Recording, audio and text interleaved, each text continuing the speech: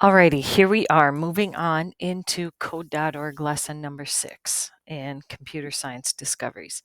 So first, I want to talk about, since the topic today is random numbers, I want to take you back for a moment when you were creating your Scratch game. And if you recall, one of the instructions was to get your object that you're chasing to randomly move around the screen. So on mine, it was this star or starfish type thing that was programmed to move around the screen. And the block of code we used here was um, a glide command to go to a random position. Okay, and then it would go all over the place.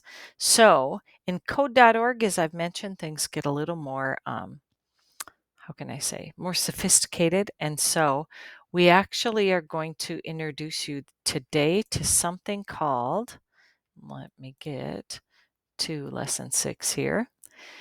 Today we're going to start utilizing random numbers. Okay, now so far in any of your parameters, you've either put numbers or we've started to investigate using variables. Okay. Here's another command that you are going to find that we can use something called random numbers. That's what today is all about. So let's take a look what this looks like. All right. I'm going to go back to kind of this sample program I had written before where basically I created a variable called dot. I assigned it a value.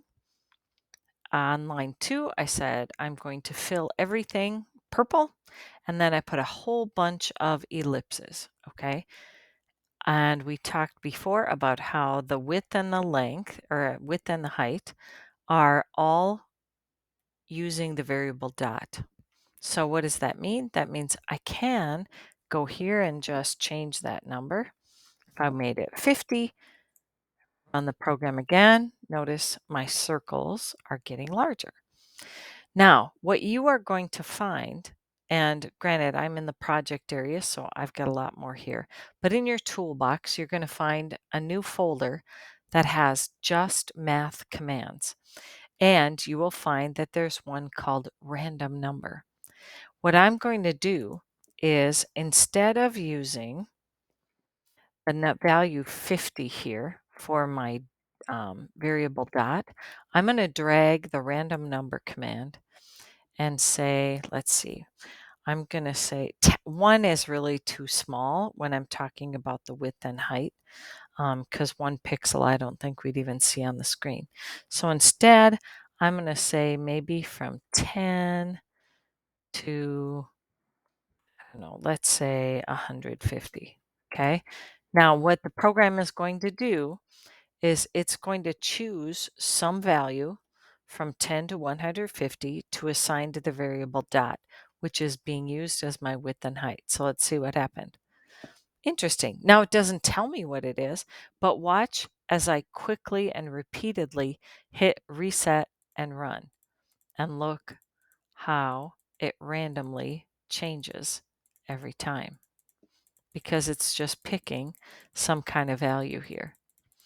This is going to become critical when we start thinking about animation and how do I make my eye believe that something's really moving on the screen. Okay. Now, you've seen me put this to work in your lesson that you will get to today in lesson 6 as you begin working through these levels. You're going to see in this first level, and I'm going to get myself out of the way here. Okay. It goes through, all right, you have a math folder or a math drawer here, and it's called a random number. Okay.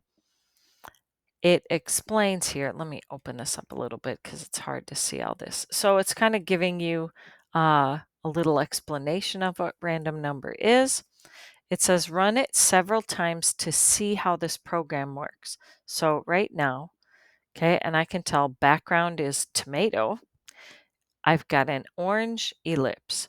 And what's happening is instead of a set value for this first parameter, which is the X position, it's going to bop around from a value of 0 to 400.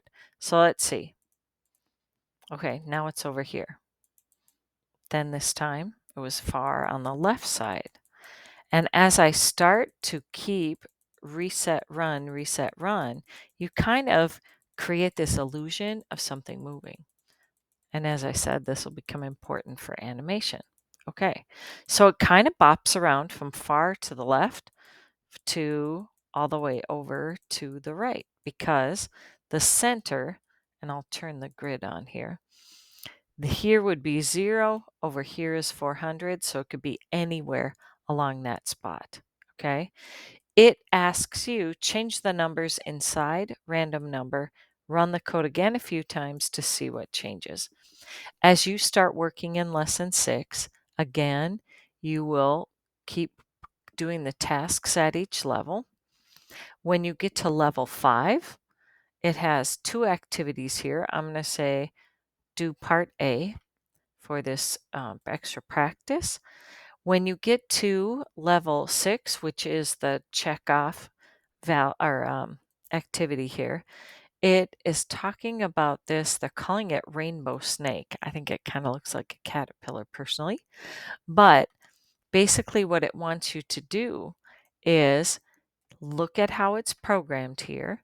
Because if I reset run just with these first 3 circles and do it quickly, it gives an illusion that it's actually kind of wiggling or moving up and down and crawling. Your job is to add 3 more circles in different colors, programmed similarly, so that it gives you this full illusion of like a 6 circle type of snake or caterpillar. Okay. Now, what I want to also do is go back for a moment for what we were learning when it came to variables, because I know we got some questions on some of these levels. Okay. We talked yesterday or last time I saw you about some rules when it comes to naming variables. The first thing we said, and it's actually up here in your instructions, labels or names for variables can't have spaces. That's the first one. The second one, it can't start with a number. It can have a number in it, but the first character, not a number. Make sure that you watch about case, uppercase, lowercase, and that you spell it exactly when you go to use that variable later.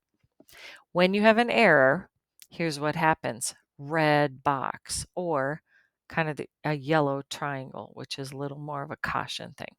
So let's see what's happening. In lines 1, 2, and 3, they're defining variables. So first job is look at how they named it. Are they following the rules? Or do we need to edit and fix it a little bit? Then on line 5, it says fill with an orange-red color, and I should be drawing an ellipse.